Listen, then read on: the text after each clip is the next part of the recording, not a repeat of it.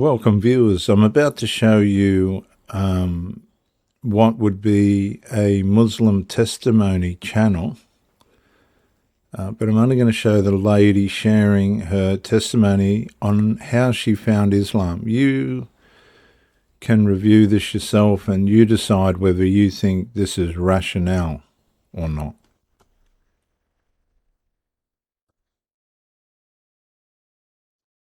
I hope you guys have some time, inshallah, because this is a very shocking and at the same time a little bit long story. But I promise you, inshallah, every single minute of the story will worth it, will make you question things. Because how I started in Islam, basically the first thing that came out to my mind when I heard the word Islam was in terms of converting. I did not convert when I was hearing about the Islam for the first time. And how I heard about the Islam for the first time, sorry for the misconception, I'm going to be very raw here. I was one night with an ex-boyfriend in France, hanging out, partying, drinking a lot.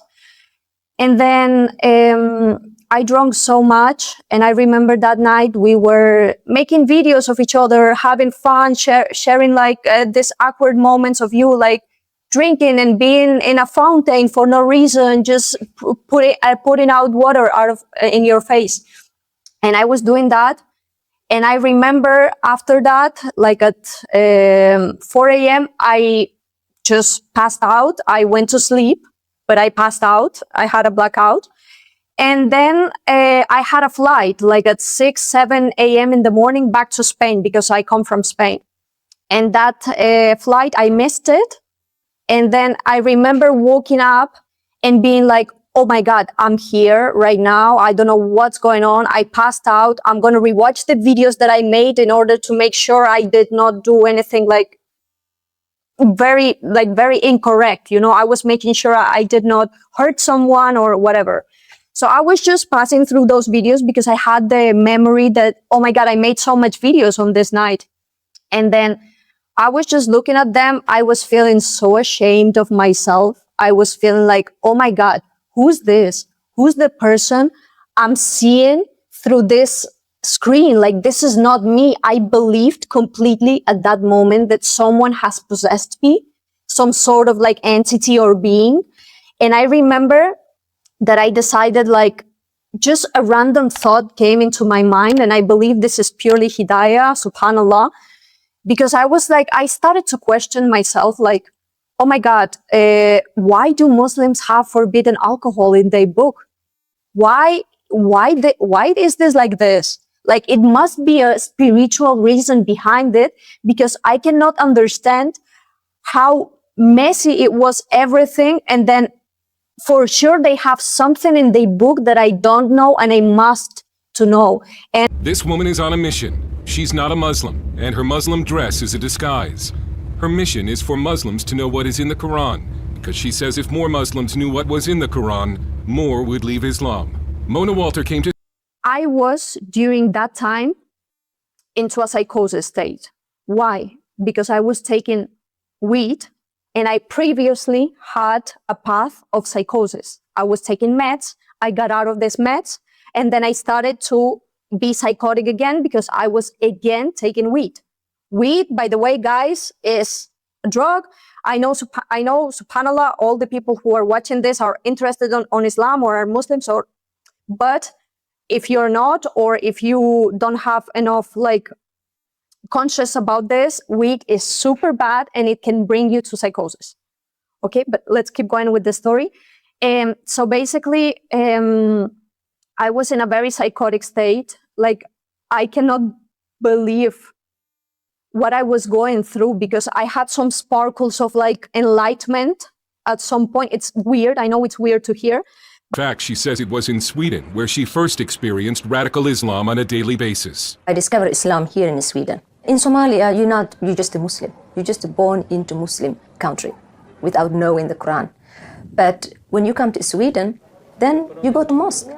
and there's a Quran, so you have to cover yourself, you have to be a good Muslim. So basically, I took with me the Bible and the Quran, and I remember reading the Bible for like a couple of, I would not even say hours, just minutes. And I remember like, this is so hard to read. Of course, I wanted my guidance to be the Bible because I come from a Christian background. So I wanted that to happen. So basically, I took with me the Bible and the Quran, and I remember reading the Bible for like a couple of, I would not even say hours, just minutes. And I remember like, this is so hard to read. Of course, I wanted my guidance to be the Bible because I come from a Christian background. So I wanted that to happen. Walter says she grew up in Somalia never having read the Quran. So I didn't understand what I was part of. I didn't know who Muhammad was. I didn't know who Allah was. So when I found out, I was upset. I was sad and I was disappointed. She says she discovered that Allah is a God who hates and that Islam is not a religion of peace. It's about hating and killing those who disagree with Islam. It's about conquering. Muhammad, he was immoral.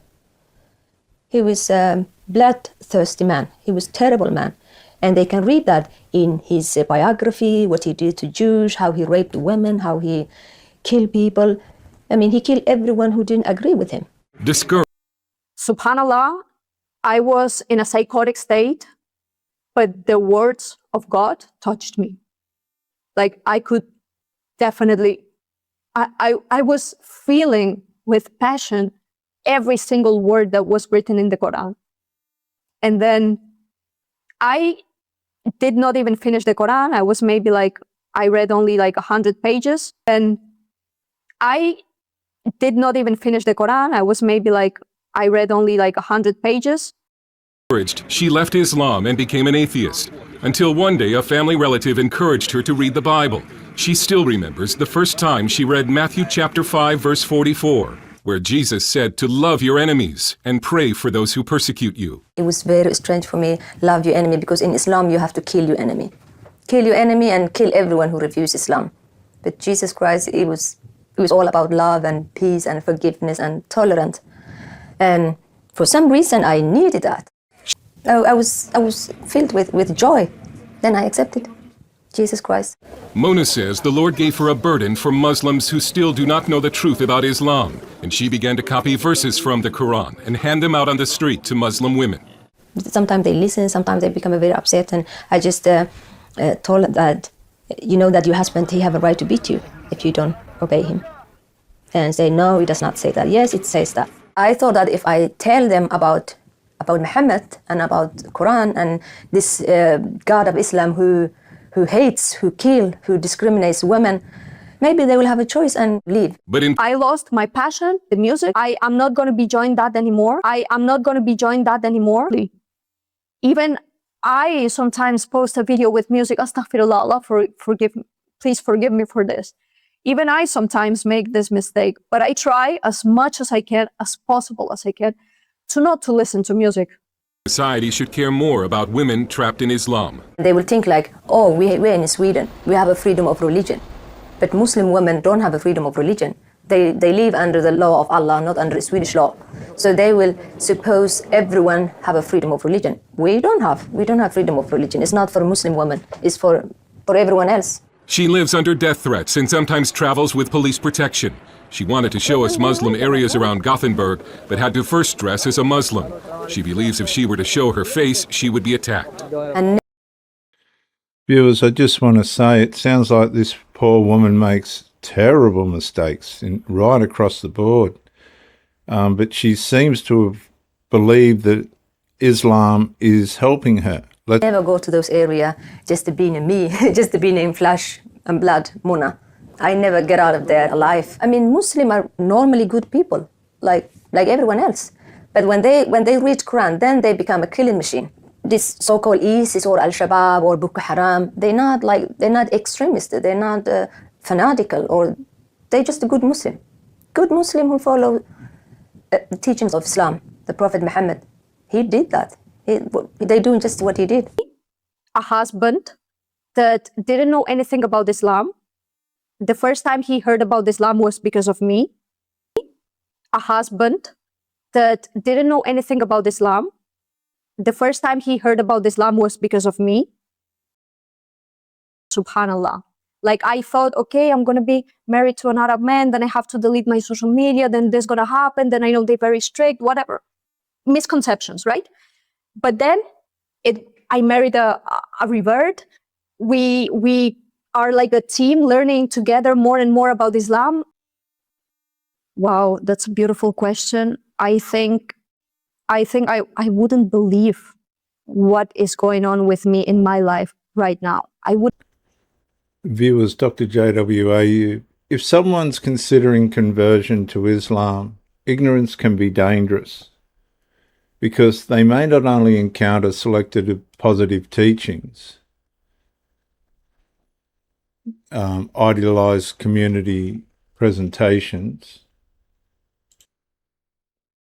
or social belonging benefits without understanding the role of Sharia, the traditional positions of apostasy, traditional positions of blasphemy, Islamic views of Jesus, Islamic views of salvation, Quran Hadith authority structures, classical jurisprudence. A major life decision based on incomplete information is inherently risky.